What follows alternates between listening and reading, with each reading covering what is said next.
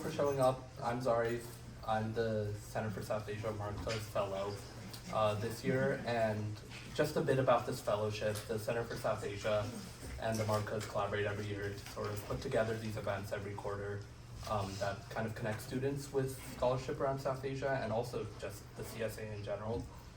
Center for South Asia is a part of global studies at Stanford. They have a minor, they have a lot of events, they have classes you can take, so feel free to check that out on their website. They'll also, I'll plug this, they have a podcast, SAS Pod, which recently me and Arwa were interviewed on. And shout out to Arwa, who had her fellow event yesterday, and then also Yusuf had his 3 weeks ago. And yeah, thank you to Abdul Kawi for helping coordinate everything and sort of advising us fellow, and then Cassie, Abia, and Ariba at the Markaz. So it's a great pleasure. I introduce Professor Rohit Chopra for our fall quarter event titled Social Media and the Hindu Right. Professor Chopra is a professor of communications at Santa Clara University and visiting scholar at the Center for South Asia. He studies, I wrote down his little blurb, global media and cultural identity, new media, and media and memory, with a particular focus on global Hindu nationalist and far-right online communities. He's authored multiple books and papers on the topic, including the one that I picked out that I thought was most relevant to this, Virtual Rashtra, Saffron Nationalism, and New Media.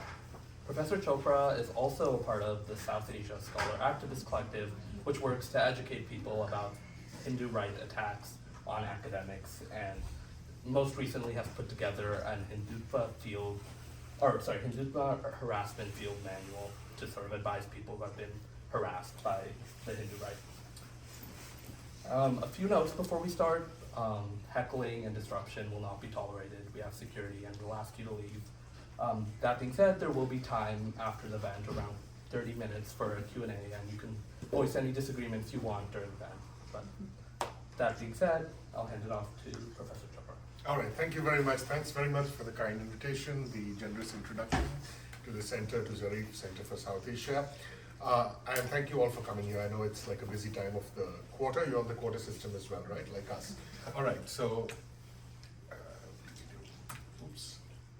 Oh, well, that disconnected here.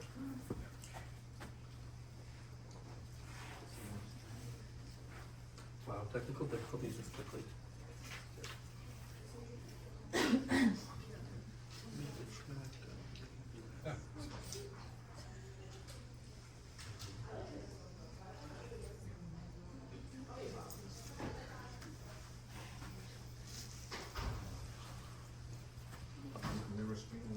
What? Yeah, I put it in.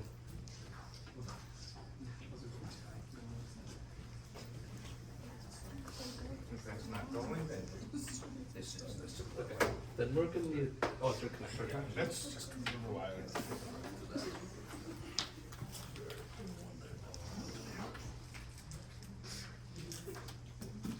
Okay, well, we got our answer. It did not connect.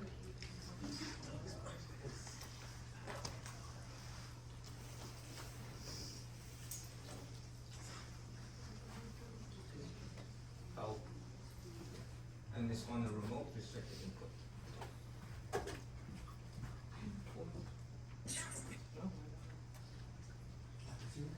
Where's the input button? Oh. Do you know where the input button is? Sorry guys for the technical difficulties.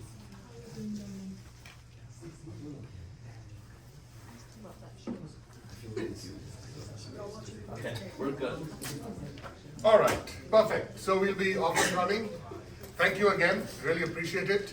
And while I'm making the presentation, just please feel free to ask any questions during the presentation as well. I'm going to give you a broad overview, and rather than sort of go on into excruciating detail, and I'll be happy to talk about particulars and details in the question and answer session. And I want this to be more of a conversation. Okay. So let me start by first, a definition of the global Hindu right. The global Hindu right is a network of networks, right? And it involves an international network of Hindu organizations of right-wing persuasion, chief among which is something called the Rashtriya Swayamsevak Sangh. It was founded 100 years ago, so next year India is not actually going to be a lot of fun. It's going to be everywhere, and it includes a number of other organizations. The BJP, which spearheads the current coalition government in India, it's formed the government for the third successive election, is the political wing of the Hindu right. Now, what unites the Hindu right, what runs across these different Hindu right-wing organizations, is an ideology of Hindu nationalism, also called Hindutva. A lot of people use the word Hindu nationalism. I like using Hindu right because Hindu right is actually what it is, and that's a kind of globally understood vocabulary. And the fundamental claim of Hindu nationalism, Hindu nationalist ideology, and in the question answer I can talk a little bit about its background. The fundamental claim is that India is culturally a Hindu nation, right? Its ethos is Hindu, and that minorities, especially Muslims and Christians, are outsiders in the Hindu nation, right? This is the fundamental core claim. Now, the Hindu right-wing project, which is flourishing as we speak, with just maybe a little bit of a relative setback in the last election, is a grand project 100 years in the making. And the RSS has 57,000 branches over India. It's got a decades-long grassroots initiative of spreading its ideology. And it's got an overseas wing called the HSS, which is the Hindu Swayamsevak Sangh. And they have branches everywhere. And I should say the Bay Area is a really, really important center for the global Hindu right? So they have about 3,000 branches. And the VHP, that's another Hindu right organization, they have a presence in 15 countries. And right now, they are sort of spreading actively in countries like Taiwan and Korea. In America, you have organizations like the Hindu American Foundation, which claims to speak for all Hindus in the US, but it is not just a right-wing, but it's a far-right organization. And I've had the pleasure of being at the receiving end of their abuse, as have many of my academic colleagues, and we can talk a little bit about that. So, I'll get to the social media part of it. A couple of other points by way of clarification. Hindu nationalism is not identical to Hinduism. We have to be really clear about that. But it is part and parcel of the landscape of contemporary Hinduism, right? In the same way that I would say Islamism or Islamic fundamentalism or Christian fundamentalism are not identical with the religion or the faith or the community, but they are part of the landscape. And it's not just a religious project, but it's also a cultural project. One of the great authorities on Hindu nationalism among many topics, Professor Thomas Hansen, who is at Stanford, whose work I have the privilege of knowing, wrote an excellent book, one of several, where he made the point that it is not just interested in narrowly reshaping the religious sphere, but it is more interested in transforming all aspects of Indian public and cultural life. And I think this can't be emphasized enough. And this is just a sort of image that a colleague of mine in CSA, which I'll talk about, put together about how these different organizations sort of work together. Now, what's happened in India, the Hindu right, since 2014? That in 2014, the BJP swept to power, right, defeating the Congress party with a tremendous mandate, right? Nobody saw it coming, the scale and scope. And I call it Pax Modika because a lot of it was due to Narendra Modi, charismatic and very controversial prime minister, and a hardliner. He was considered so hardline that even other members of the BJP at some point of time, leaders, were on the verge of expelling him from the party. So since then, there's been an increase in attacks on minorities by Hindu groups, especially Dalits, that's caste-oppressed groups, Muslims, which includes humiliation, mob assaults, lynchings. And these are often on bogus allegations that Muslims are smuggling cows to slaughter them. There's been a legal disenfranchisement of Muslims through certain initiatives called such as the CAA, and to create a national registry of citizens, where if there is someone who is a Muslim and doesn't have papers, they can be accused of being an illegal immigrant from Bangladesh or Pakistan. And in a country like India, the vast majority of people actually don't have citizenship or identity or passports. There was a suspension of Kashmir's constitutional status, taking away its autonomy in 2019. And then, this is something I'm writing my current academic book on. In 1992, when I was a student, I was in Bombay at that time, a mosque called the Babri Masjid, which was allegedly built on the site of a temple in 1528 by Mughal Emperor Babur, who had invaded India and established the Mughal dynasty. There is no conclusive proof for this. It's been a pet cause of the Hindu right. This mosque was demolished by a Hindu nationalist mob in 1992. And after a long period, the Supreme Court of India, in a truly shameful decision, gave the disputed structure and the space to Hindus, saying that a wrong had been done, but it would be given to Hindus. And a temple was built, and in a ceremony that was telecast globally, Narendra Modi, the Indian Prime Minister, inaugurated it. What's also happened is that in these years, the institutions of the state have fused with the BJP, right? And there is some fear that in America some similar things might happen. So state institutions like intelligence and economic enforcement institutions have been used to harass people, and there's been a crackdown on dissent, harassment of critics, abusive troll armies threaten any Modi, BJP and Hindu right critics. And I just want to share a few images. So this was in the lead up to the elections. This is Prime Minister Modi at the consecration ceremony for the temple. There was a judgment there were bomb blasts, and this is a judgment against the people who carried out the blast. And if you look at the cartoon of those who were accused, who were convicted, this cartoon on the right is a cartoon made by Nazis, right? Oh my goodness. So it's exactly the same kind of idiom.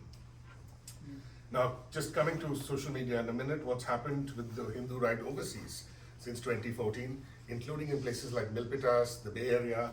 And I should also add that, to some extent, it's also the Hindu student councils. Some of them, not all of them, that are like complicit, and they work with these different groups.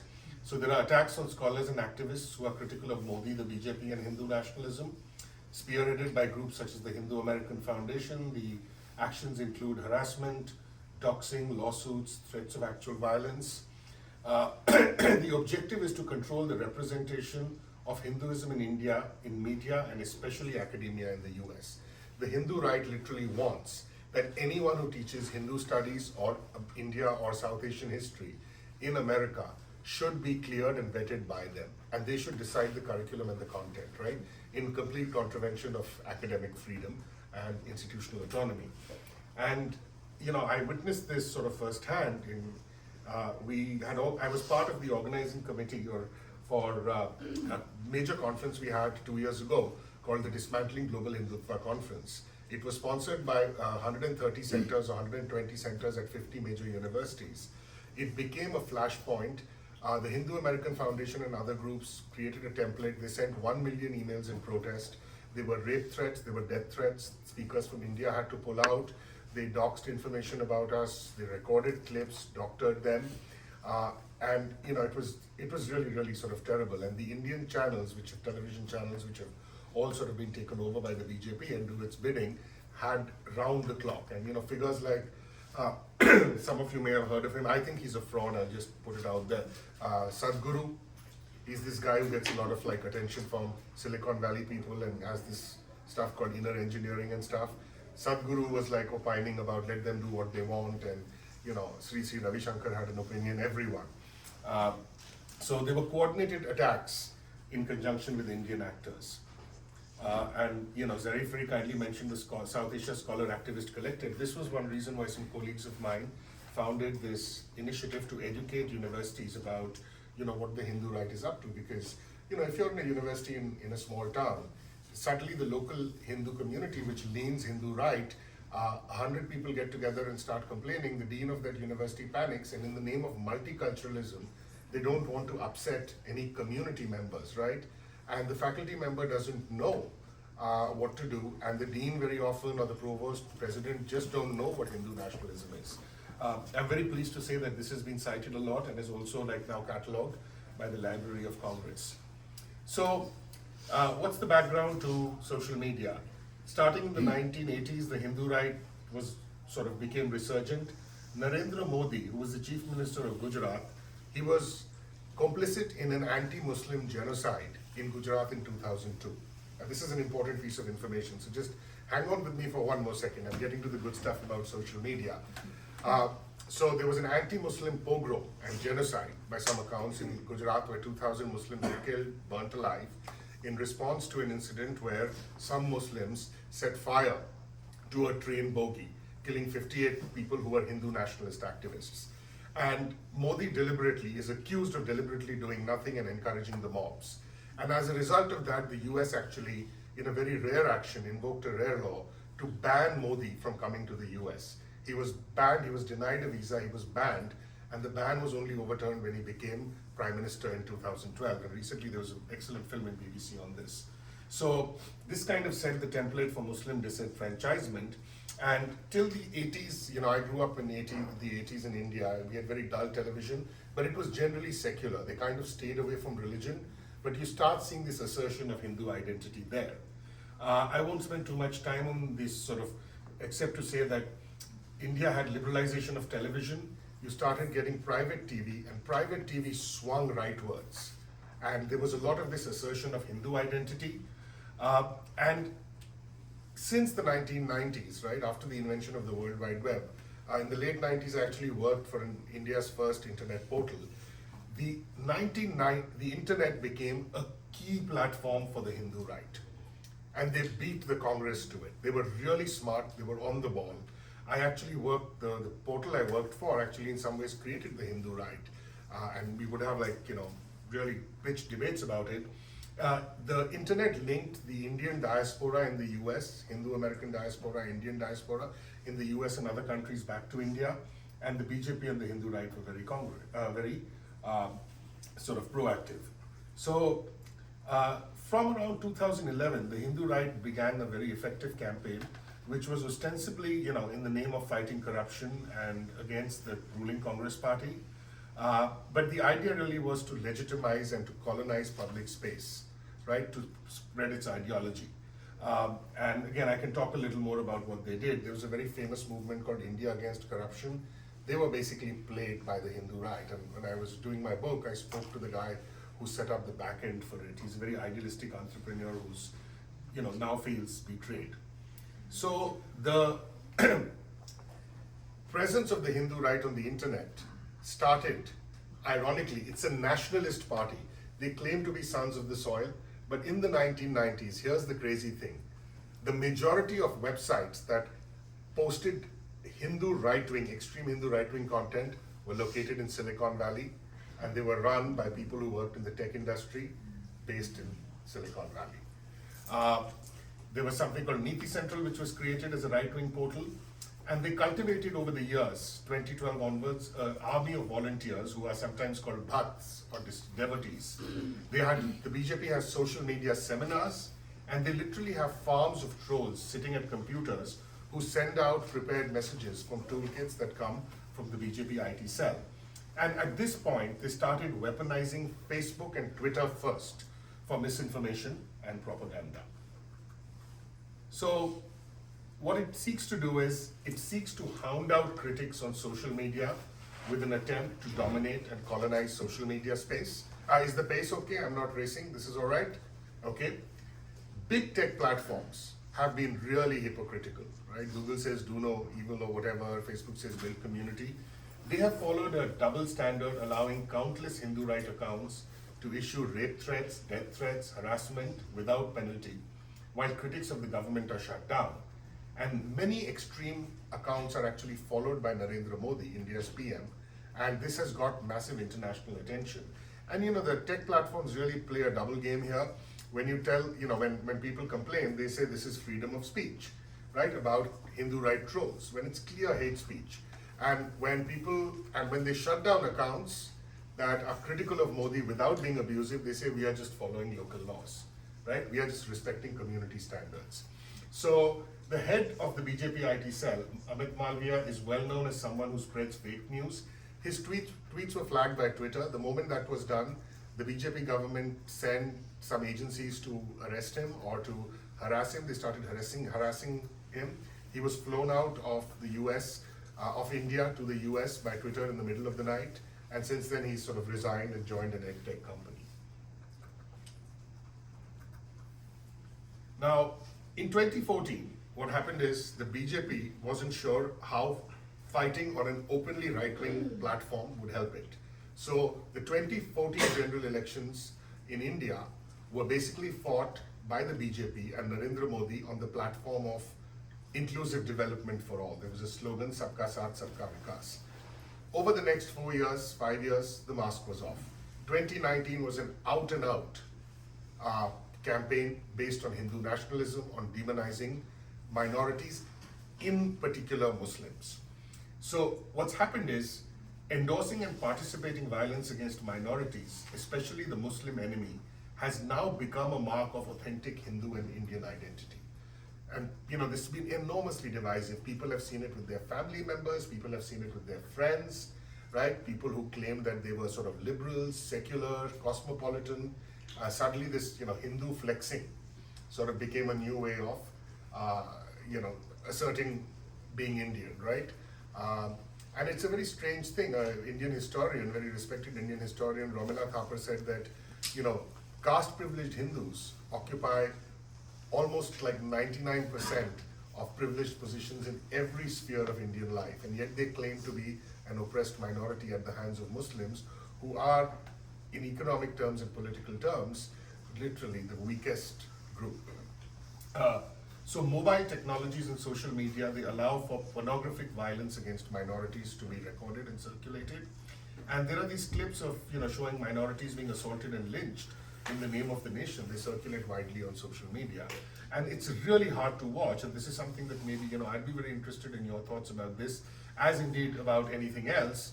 That on the one hand, sometimes these clips are the only way for form of evidence where, even the police who are complicit in it have to take action, right, when you have a clip. But on the other hand, when this violence circulates, it also, sort of becomes a kind of obscene, pornographic celebration, almost. So all platforms are used for dog whistling by the Hindu right, sorry, and the offensive messages, what happens is, they are very, very hyper-local, and they refer to very specific events. There's no way tech algorithms or a group of people sitting in an office in, Palo Alto, Google's office, is going to pick it up, right? I worked on an initiative which we had to kind of abandon because the researchers on the ground were under threat about how in the Indian state of Assam, where this National Register of Citizens was going to be implemented, and allegedly Bangladeshi infiltrators, which is any Indian Muslim really, was going to be, the idea was to round them up and put them in camps, literally large detention centers. Again, very scary echoes of what's happening. Echoes are happening out here as we speak. And what would happen is that they would use particular terms, and I'm not going to repeat them because they're offensive, which are very local derogatory terms for Muslims from Assam, right? And there's just no way any of that was picked up. So, and these platforms also are used for sort of reinforcing the cult of Modi. So I want to share some of the attention along these lines that Modi and the BJP have got. This is, it's not what Modi is tweeting, it's what he's reading. The BJP IT cell head Amit Malviya's tweet to Rahul Gandhi, who's the leader of the opposition, has been flagged. Nearly 18,000 Twitter accounts spread fake news for BJP. PM Modi continues to follow hate mongers on social media. Why does PM Narendra Modi follow trolls on social media? Now, just coming to sort of towards the end of the presentation, last few slides, I want to get into just a little more detail about the strategies that the Hindu right uses for different platforms. And this level of sophistication is amazing. I have a friend who actually went and saw the apparatus of the BJP. They built a brand new office in Delhi, and he said that when you go in there, the amount of tech firepower that's there, it can compete with, a Google or a Meta or an Apple, right? So the 2014 election in India was termed the Facebook election, given the role of Facebook in spreading fake news and harassing minorities. Even if it was not done by Modi himself, he kept speaking about development and inclusion. The trolls were doing the dirty work on Facebook. In the lead up to the 2019 elections, WhatsApp has played a similar role albeit a much more dangerous one, right? It played a similar role. Now, India is the largest sort of market for WhatsApp, 530 million users, and Facebook is also the largest market. India is also the largest market for Facebook, 378 million Facebook users.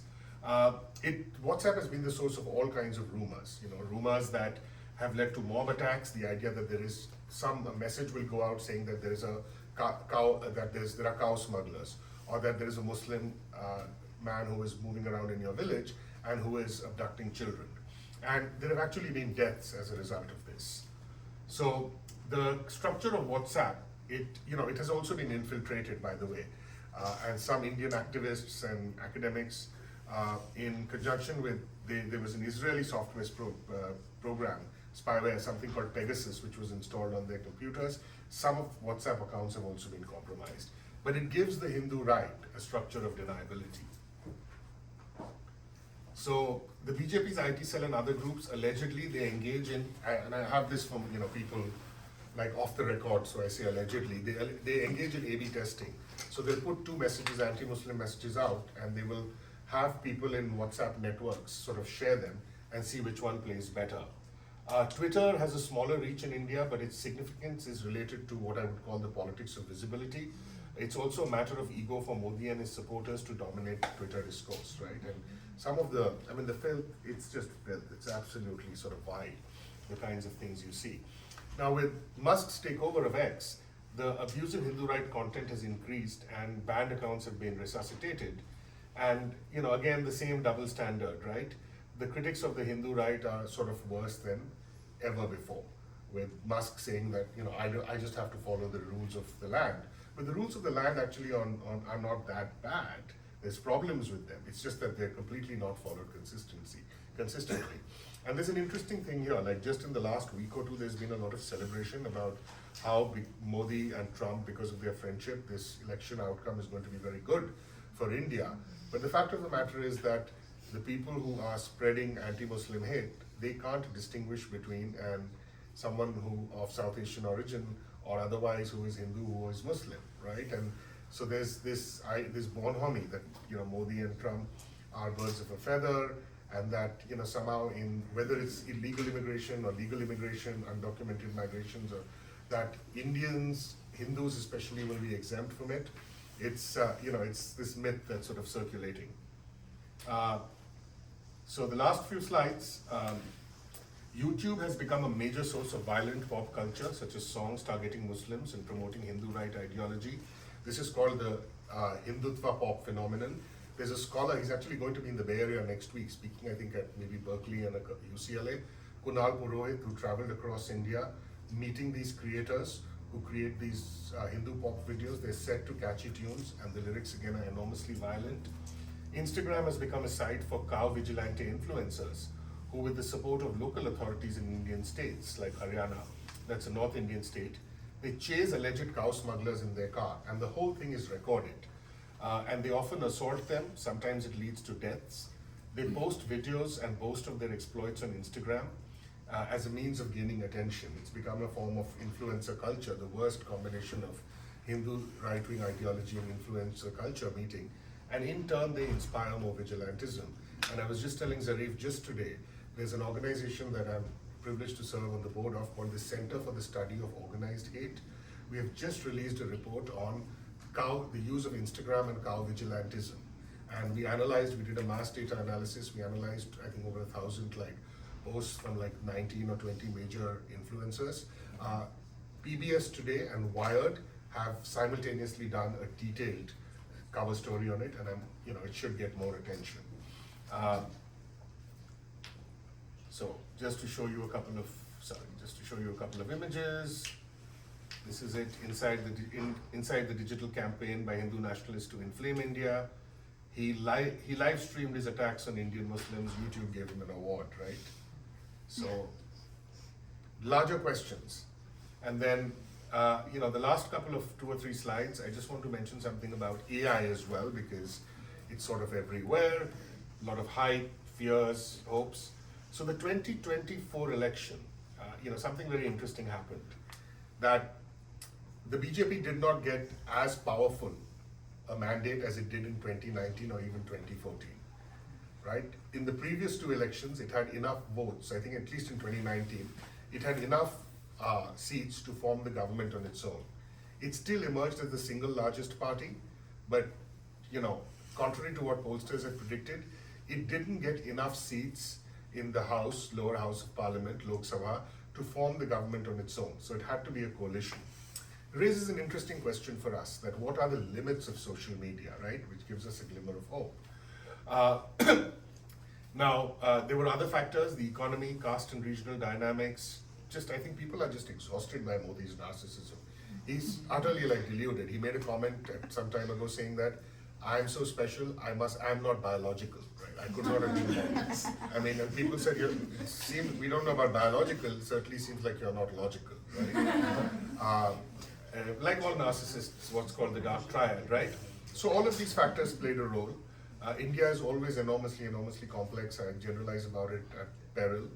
AI-generated misinformation and deepfakes played a role, but they were not as much of a threat as expected. And there's at least one study that shows that the net effect of AI for this election, not social media at large, not all social media, but AI particularly, the net effect still was positive. Now this might change as generative AI gets much more sophisticated. So this is just that reference. So looking ahead, the legacy media in India unfortunately continues to be very pliant, as do corporates. I don't know if anyone saw something about Trump's appearance on Morning Joe, right? It's Mika Brzezinski and Joe, right? They went to Mar-a-Lago and they've just been widely banned. For once, India's kind of ahead of the curve here, right? We've seen this happen. I've seen this happen for 10 years. Upstart online news ventures, and I write for a couple of them, Scroll, Wire, NewsClick, that have been critical of Modi and the Hindu right. They are targeted through draconian rules, as are civil society organizations. Violence continues against minorities, dissenters continue to be targeted, and social media continues to be a source of misinformation and a weapon used against perceived enemies of the Hindu right. I want to conclude by just sort of putting what is happening in India in global perspective. I read a very interesting piece today by a British thinker and philosopher, John Gray. He said that we are not going to see in the world the rise of fascism, but we are going to see what he calls the rise of illiberal democracy. And he actually says that worried as he is about America, he said his greater fear is about the far right coming to power in Europe, right? And especially 2027 with the French elections and so on. So the trends we've seen on social media in India with regard to the Hindu right, they're reflected more widely across the globe as well. And we see the same epidemic of fake news, propaganda, weaponization of social media by extremist movements in many countries, whether it's Turkey, whether it's Hungary, whether it's in the US. The US election is a case in point. We are still too close, I think, to ascertain exactly how powerful a social media was, but Musk's deployment of X to support Trump, the rank misinformation on social media, and the abusive attacks on social media clearly played some role in influencing public opinion. And I think we need fine-grained empirical studies, but Grok, which is Twitter-related AI, Musk's AI initiative itself, when you ask it who's the biggest spreader of misinformation on Twitter, it says it's Musk, right? He is the single largest source of misinformation. And for me, this is a sort of, I remember that era when the internet just sort of started after, or became a household name after the invention of the World Wide Web. There was this utopian hope that this is going to be a space that's going to overcome all kinds of divides, kind of techno-utopian hope, right? A naive moment. But we're well past that. But whether civil society and ordinary citizens can use social media as effectively for counter-narratives, this was the hope and belief even as recently as the early 2020s with Black Lives Matter, the Me Too movement, 2012 with the Arab Spring. I think it remains to be seen. I mean, right now I would say I'm always hopeful, but I'm pessimistic. But let me end on the note of hopeful instead, and I think that concludes my presentation. Thank you very much.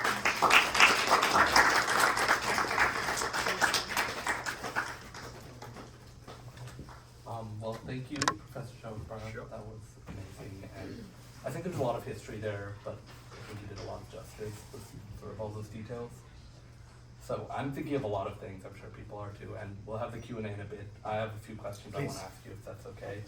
The first being sort of, as a Bangladeshi American myself, something I kept on noticing is this scapegoating of Bangladeshi immigrants. Yes. And that also made me think about recently, so in July, Bangladesh had its revolution where they overthrew Sheikh Hasina, the Yeah. former prime minister. Who's in India right now, I think, yeah. Yeah, Maybe. maybe, who knows? Yeah. People say a different thing every day. But sort of an element of that after the revolution has been that Hindu nationalist media has very much tried to delegitimize it by using instances of violence against Hindus in Bangladesh, Yeah. especially immediately after the revolution. So I was wondering if you had any like insight or even observed any trends in that, or sort of how that connects to Yeah. broader sort of trends of how the Hindu right portrays Bangladesh. Oh, it's a really excellent question. So the plight of Hindus in Bangladesh and Pakistan has long been a trope that the Hindu right is weaponized, right? It's been, I'd say, like 10, 15 years. And, there is oppression of Hindus in Bangladesh, and minorities, Christians and Hindus are persecuted in Pakistan as well. And that is a sort of legitimate issue, and human rights organizations, Amnesty or Human Rights Watch, have covered it. The problem is the Hindu right in India has actually done nothing for Hindus in either Bangladesh or in Pakistan, right? Or even they claim that Hindus, and there was a sort of anti-Hindu pogrom in the 1990s in Kashmir. There's a long and complicated history. For the most part, the Hindu right has constantly spoken about the oppression of Hindus. Much of that is imagined, even when the incidences have some basis in truth. The primary purpose is for gaining political capital. So immediately they have done the same thing. To gain domestic political capital, to again say that Indian Muslims are seen as sort of treasonous. And the idea is that the logic is that if you're a Muslim, you will always support a Muslim first. So the idea is that an Indian Muslim will have more affiliation with Bangladeshi Muslims and will always be anti-Hindu no matter whether they're based in India or based in the US. So that discourse has suddenly sort of amplified manifold. And there is a major Hindu American and Indian American supporter of Trump called Shalabh Kumar. And just today or yesterday I was reading, he and some other groups, I think, are actually petitioning the incoming Trump administration to take action against Bangladesh because of the treatment of Hindus. And on Diwali, Trump put out a very strange kind of message saying that, I support the Hindu Americans and Hindu Americans are being persecuted in Bangladesh. So this is going to be something that I think we are going to see a lot more of. But even that, the whole sort of initiative, there was this initiative called the Citizen Amendment Act, and which went in tandem with something called the National Register of Citizens, that everyone needs to be on a citizen registry. And the idea was that we will give persecuted minorities from countries surrounding India citizenship. So if you're a Sikh or a Hindu in Pakistan, you can get citizenship in India. But we are going to exclude Muslims. And people said Ahmadi Muslims face a lot of persecution in Pakistan. What about them? And they were we're not going to do that. So it was clearly anti-Muslim, but it was also meant to create this bogey and raise this bogey of massive Bangladeshi infiltration into India, as well as Rohingya and Muslim infiltration into India, right? And it just becomes a way of creating this imagined Hindu community against the other, and the Bangladeshi Muslim, the figure of the Bangladeshi Muslim has been a very convenient peg to hang that on. Yeah, thank you. Again, the details are really great, and I think it does contextualize sort of a lot of I think the way I and certainly many other people in the diaspora get this is through these very informal information networks, like WhatsApp. Right. My roommate last year, for example, her parents, okay, the big game what's going on, but her parents, for example, talked to her about, oh my God, what's happening in Bangladesh to the Hindus is horrible, it's a state of chaos, and all these sort of narratives that are produced by the Hindu right media. I'm gonna ask one more question, then sort of pass it on to the audience, which I think is sort of the relevance of having this event now. I mean, where it's been over a year of the genocide in Gaza, and students across campus, many of the people in the room, have been advocating and pushing for, in particular, divestment of the university from military weapons and corporations involved in Israel's occupation. And as a result, too, many students have been doxxed, they've been harassed, and also just in general, many pro-Palestinian advocates are regularly that. And sort of in the presentation, I think you marginally mentioned it, but I also think about sort of the similar tactics of the human rights organizations and Zionist organizations. So I was wondering if you've sort of observed anything in terms of similarities between these two, and also just like, are in that Hindu for Harassment field manual, would you recommend that to someone who's been harassed by a Zionist organization? It's absolutely worth taking a look at, right? Because our focus is very much on, we're generally committed to a progressive, inclusive model of the academy and academic freedom, right? So, our focus is on helping academics or providing a kind of detail and set of, there's other resources on the SASAC, South Asia Scholar Activist Council website as well, comprehensive list of resources, but it certainly could be a very useful model for organizing along the same lines for pro-Palestine individuals, voices, groups, and so on. Absolutely, Israel has been the gold standard, and Zionist organizations in particular have been the gold standard for the Hindu right. As when I was a graduate student in Emory University as a professor, two professors, Professor Laurie Patton, she's the president of Middlebury College right now, and Professor Shalom Goldman, who's in the Jewish Studies Department, co-taught a course on the similarities of the Hindu right and Zionist organizations, the Israeli right, and both use the sort of figure of the Muslim enemy. And the idea is that just as Israel is a democracy but an ethnic state, where if you are Jewish, you have sort of de facto and legally more rights. That is the model India should sort of aspire to. And India had historically had some good relationships with Israel. Indira Gandhi had met Golda Meir and so on. But in the United Nations, across administrations, even the first BJP administration, 98 to 2003 or 4, 99 to 2004, pardon me, India had sort of steadily maintained that its stand in favor of the Palestinian right to self-determination. That's been abdicated. So online, what you will actually find is, it's very strange. By the way, leading figures of the Hindu nationalist movement were inspired by Hitler. So you will actually find that the same Hindu nationalists will generate anti-Semitic content, but they will also tell, Israel, we are with you and so on. And sometimes they get racist abuse also. Like we don't, literally, I've seen people who are, they may or may not be Zionists, but someone saying that you are cow piss drinkers and we don't need your support. Literally, I've seen these tweets.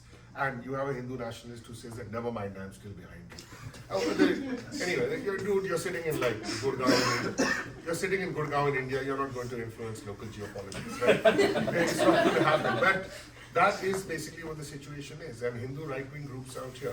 So groups like the Hindu American Foundation, what they want is, they are delighted with the initiative or the attempt to equate anti-Zionism with, or criticism of Zionism with anti-Semitism, because what they want to say is that any criticism of Hindu nationalism is what they call Hindu-phobia. And most of the claims about Hindu-phobia are widely exaggerated. It is not a widespread social problem. Yes, there are attacks on Hindus, sometimes because on the basis of just being the color of the skin, just being seen as South Asian. Sometimes Hindus are attacked as Hindus. Yes, that is also there and needs to be addressed, right? But we don't have a pervasive problem with Hindu-phobia in the US. But that's the gold standard. So thank you. Very relevant question. Yes. Well, if anyone in the audience has questions, there's a lot of stuff to talk about. Please.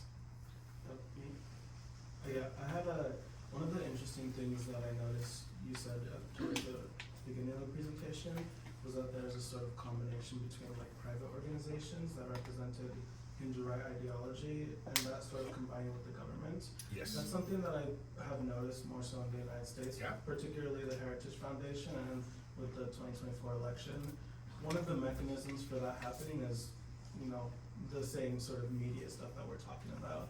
In the United States, it's like Joe Rogan or Alex Jones and all of those independent or privately owned media sources.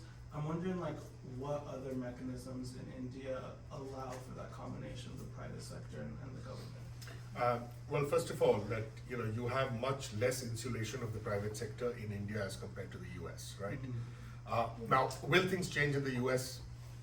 I don't know. I would always say that civil society, I would always argue till recently that civil society is more robust, has more teeth, has more autonomy. Constitutional rights are stronger out here. We have good constitutional rights in India on paper, right? So that I think is the first thing. Now, with regard to your first point, the other very interesting thing is that India actually borrowed a leaf from America, the think tank model. There were two think tanks that were absolutely, one was created just 2 years before the first election that the Hindu right came back to power. It's called the Vivekananda Foundation. Well, it was long sort of moribund, it was revived, and there was something called I think the India Foundation. And these think tanks started spreading ideas in a very American style way. So those lessons have basically been taken from America. So I would say civil society protections, civil society is much weaker in India. The government has been able to flout rules with much greater autonomy. There's been an erosion of democratic institutions. In a sense, as a modern nation, we are much younger than the US also. 75 years of independence since colonial rule. So the fragility and precarity of those institutions has been more pronounced. And I think all of that is what applies and makes things in India more dire. And again, it's a coin toss at this point of time. We don't know what lies ahead out here, frankly. Thank you. Go ahead. Just in the beginning, one of the international Hindu right movements that you had on the screen started in Kenya. Yeah. Why Kenya? Because in the Indian diaspora historically has had migrations to all parts of the world, right? In fact, there's some, like just to give you a small example, there's some evidence that the famous Hawaiian shirt, the Hawaiian design touristy shirt, was actually designed by a Sindhi immigrant. And Sindhi is an Indian and Pakistani migrant community who had settled in Hawaii. And India has long had seafaring traditions. Gujaratis, Sindhis have been fantastic entrepreneurs. So there was a large community of Indian traders in Kenya, right? And in Uganda. And then in Uganda, they were actually thrown out by Idi Amin, and many of them migrated in the 60s to the UK. So that was the first place where the branch was established. Please. Thank you for your presentation. This was really significant to me also on a very personal level. My dad's side of the family, they're Sindhi. They migrated from Pakistan, and my grandparents are very much Hindu nationalists, fully supporting BJP. And then a few years ago, I converted to Islam. So that spurred a huge family drama, and I see so much on WhatsApp, so much hateful media being forwarded and things like that. And I'm so curious, what do you think of when people are so steeped in this hate? How do you break them out of it? Oh, that's $1 million question. I don't know, after that dismantling Hindutva conference, I actually couldn't go to India for a while. I had to cancel a trip. And this, against me and a couple of colleagues, there's a frivolous lawsuit as well. And when I was able to visit last year, my father wasn't well. I just told my mom that I said, the neighbors in your housing colony, these are people who had every kind of privilege. Many of them spent years in America, then moved back.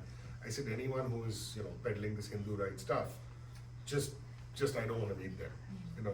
Never actually, and especially now since I'm coming to see my dad. And my mom was here, that's fine, I'll keep them out. But she said, we have to live here. So we just don't discuss politics with people you meet sort of every single day. I don't know, that's just the sort of answer. I just think that, there's a line I use from the Italian Marxist thinker Gramsci, pessimism of the intellect, optimism of the will. So just do what you have to do. Just correct people where you can. Anyone who's willing to talk, just gently put forth the other point of view. Yeah, ignore the junk. But beyond a point, obviously you stand up if it gets sort of very ugly or aggressive. But just sort of emphasize the fact that there are these other traditions. And I think that eventually, I think something's broken in India. I think it seems ugly, the violence is still there, it is ugly. We are past peak Modi. And I think some people are getting disenchanted.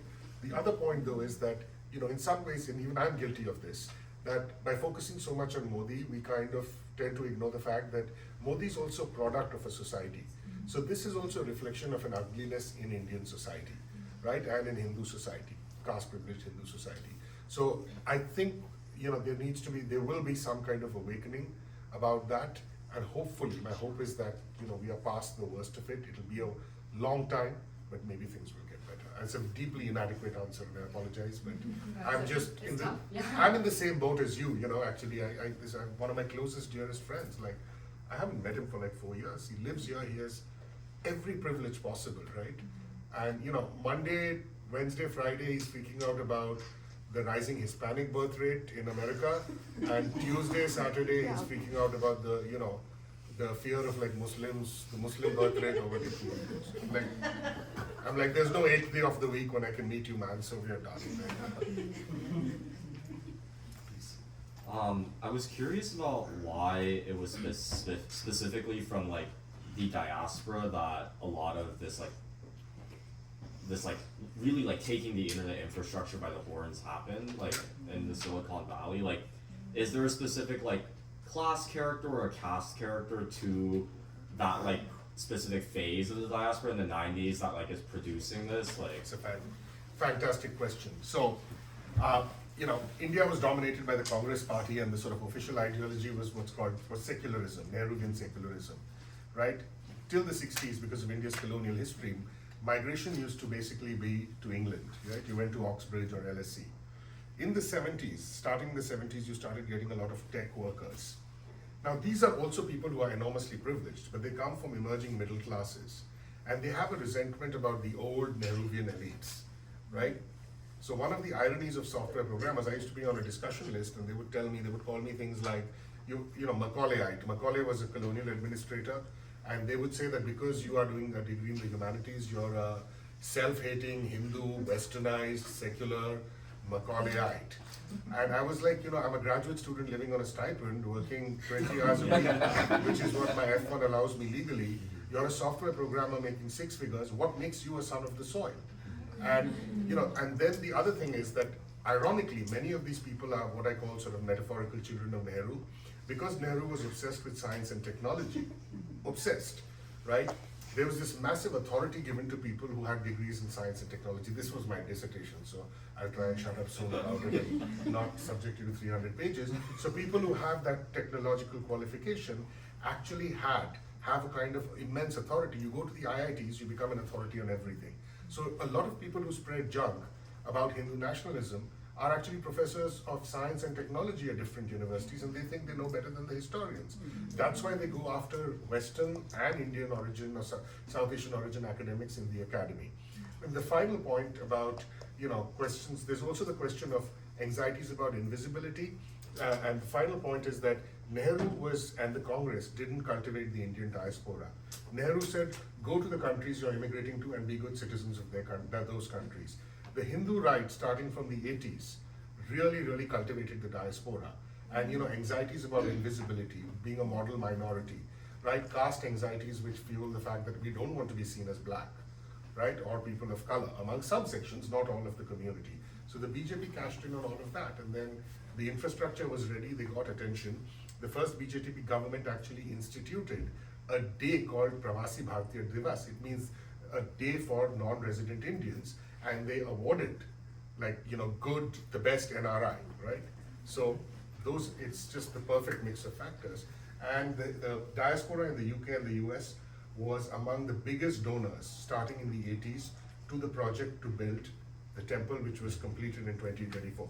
Much of that money was actually swallowed up by some Hindu right groups in India. That's another story, right? No honor among thieves, as I say.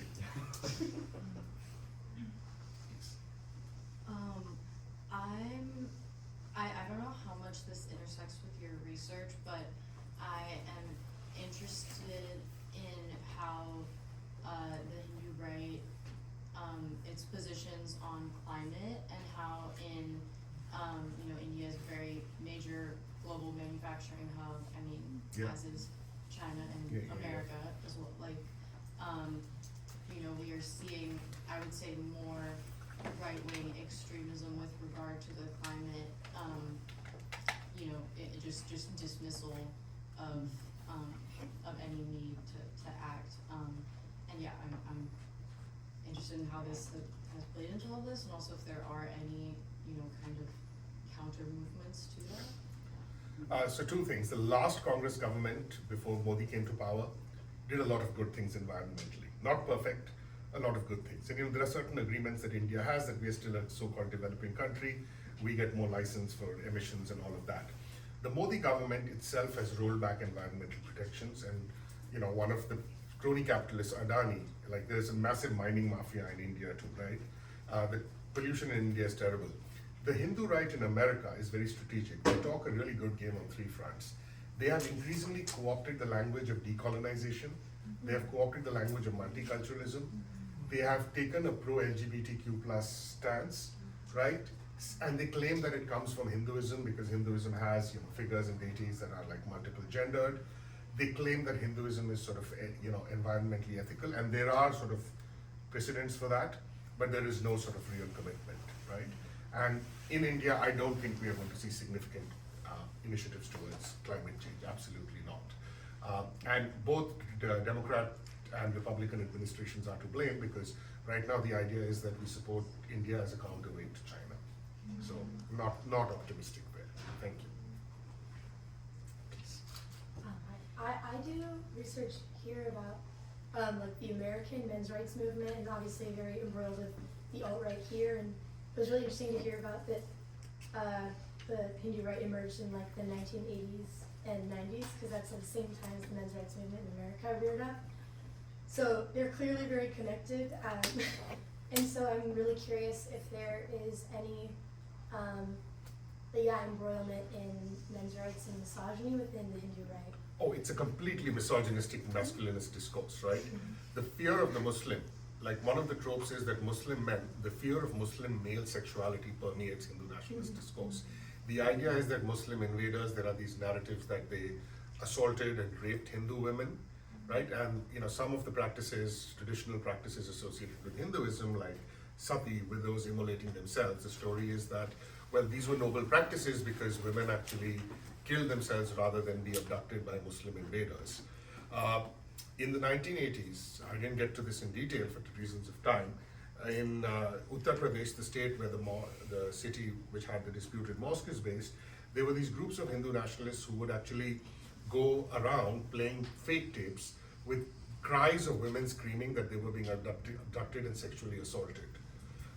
What you also had in starting in 2015, like a week after Modi took over, something called Love Jihad, the bogey.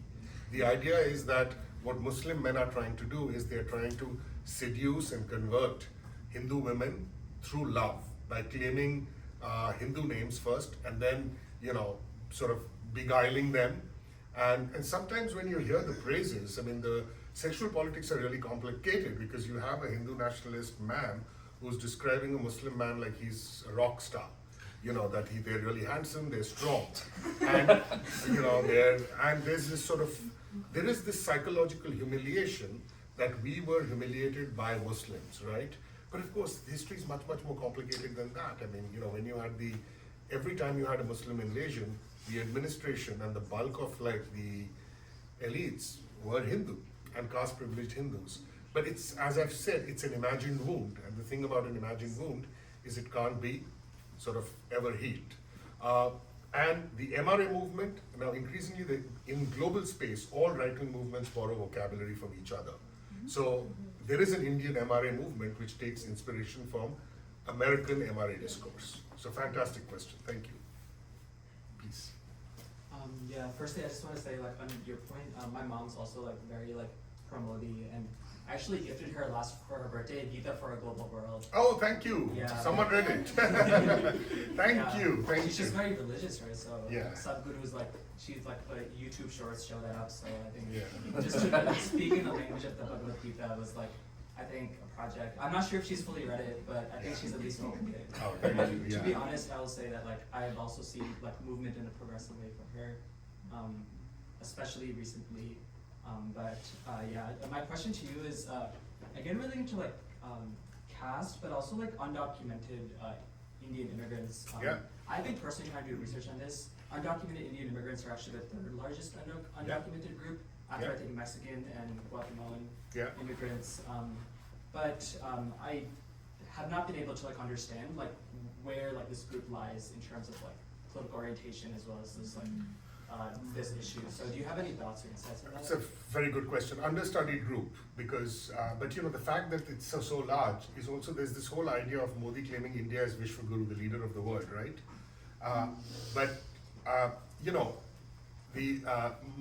My colleague and dear friend Manan Ahmed, Professor Manan Ahmed at Columbia University, he's one of the founders of CSA-Markaz, just shared something with me the other day, that the number of extremely poor people in India is actually larger than all of sub-Saharan Africa, right? So the economy is actually in serious trouble. I mean, GDP growth, stock market shows one thing. The inequity is very severe. Now, one thing I will say, I don't know how this plays out with regard to undocumented migrants, because I don't know what the caste and regional composition of undocumented migrants is. Obviously, in terms of class and economic background, they are from an underprivileged background. But in India, one of the sort of complicated things is that much of the violence against Muslims has come from subaltern groups, including oppressed caste groups. Dalits have engaged in significant violence against Muslims. And this is something that the Indian left and Indian progressive movements have not been able to, I think through, right? It's a really sort of contentious topic. To what extent do you acknowledge it? And the Dalit argument is that caste bias exists in all Indian communities. It may not technically be part of the doctrine of Islam or Christianity, but Indian Christians practice caste, Indian Sikhs practice caste, Indian Muslims practice caste, right? There is a distinction between those Muslims who claim descent from the Prophet, Ashraf, and those who are Al-Jaf, who are converts, and or were formerly from oppressed castes and so on. So I think you would get all of this, but it's quite possible that there would be, I still think that it's very possible that you might have significant support for Modi still among those communities. It may be dialing down a little bit, but the way people turned in 2014 was just stunning to me, right? He had support at every level, across every group, from professional caste privileged elites to subaltern groups. Thank you. Does that sort of answer your question? Yeah, it definitely does. I guess my follow-up is in terms of understanding a vision for moving forward. I think articulating an anti-Modi politics makes sense, but I guess what is a vision that you think that can provide some kind of popular front for actually pushing forward a left vision for future India? Very interesting you asked this. I just, along with the director of the Center for the Study of Organized Hate, Rakib, we just received a fellowship. It's administered by Bard Center called Strengthening Democracy in the Diaspora. And I think small steps. I still think there are traditions of Indian pluralism, whether you call it secularism or not, of tolerance, of togetherness. And I still think those are there. I think there is a persuadable middle.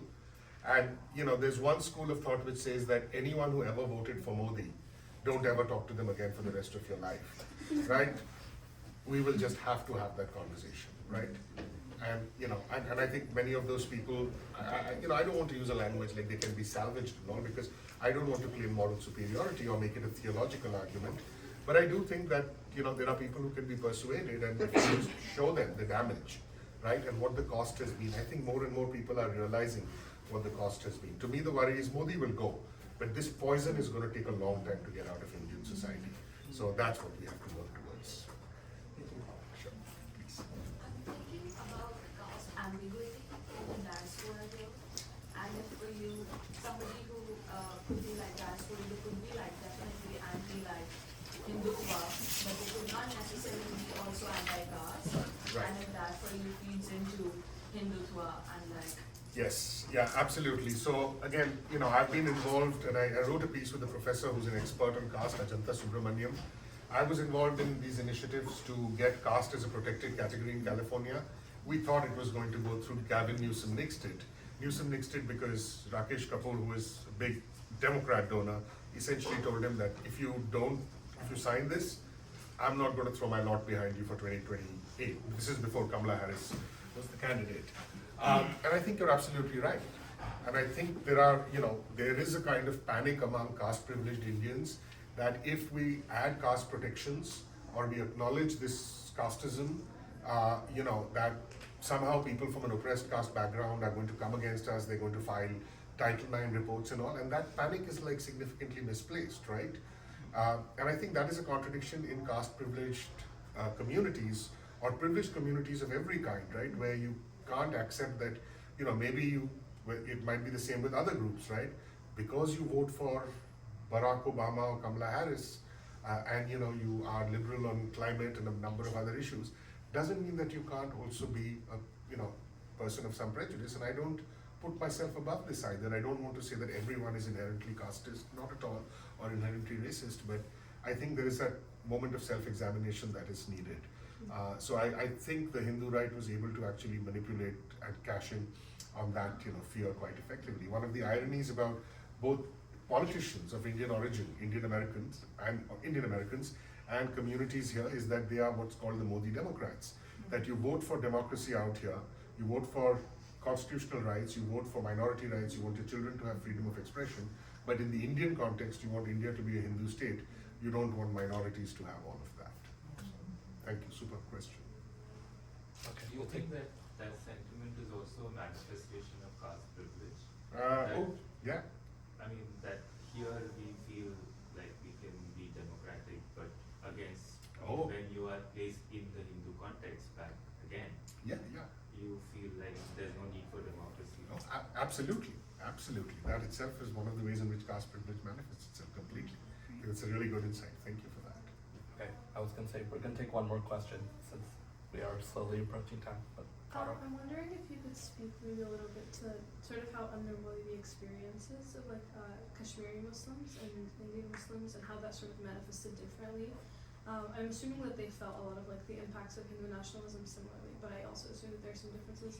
Especially because I think Modi had said that he had promised statehood and then that obviously didn't happen. And there's nobody thinks it's gonna happen. So Kashmiri Muslims versus other Kashmiri groups, or I guess more Indian Muslims. Indian and how Muslims, Hindu yeah. nationalism manifests differently.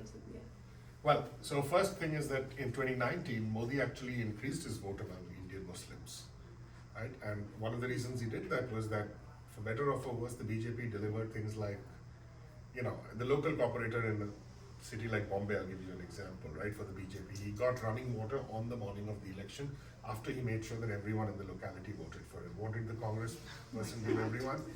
The Congress candidate gave everyone trash baskets, right?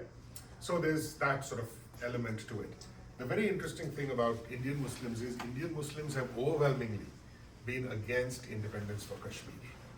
Overwhelmingly, right? Because their idea is that if Kashmir becomes independent, or if Kashmiri autonomy, and even before the abrogation of Kashmir's autonomy was kind of a fig leaf. It's one of the most repressive, draconian laws anywhere in the world. It's one of the world's largest sort of open air prisons or camps, as people say, right?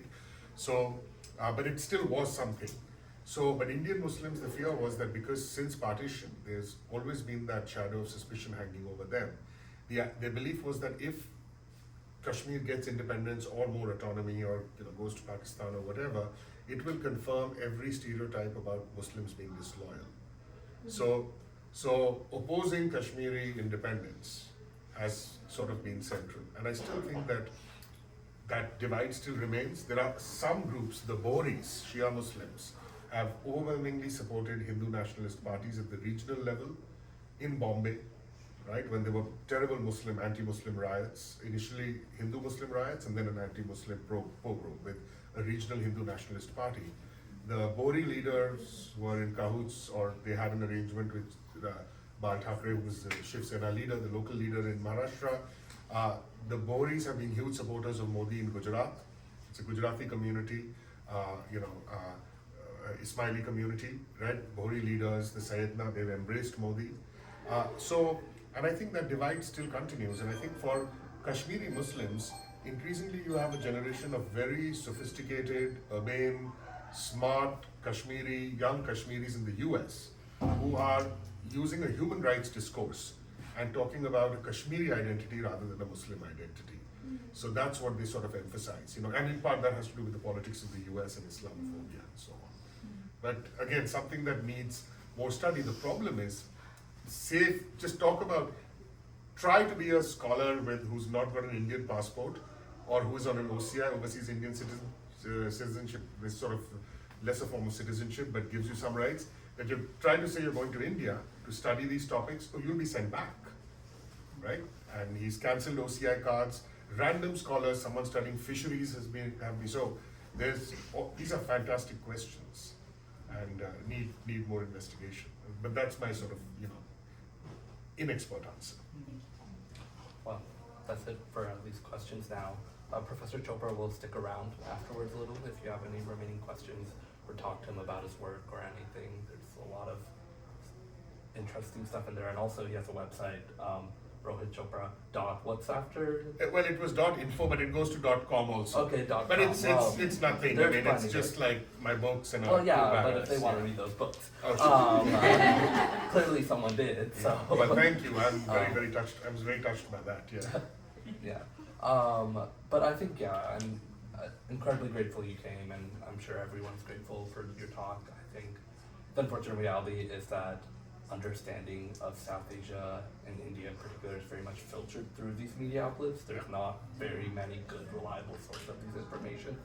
And sort of, as in with all sources of misinformation and structural oppression, you kind of have to take the time to dismantle each of those untruths and sort of look at these larger historical trends. So thank you so much. Well, thank you very much. I'm very grateful for your time.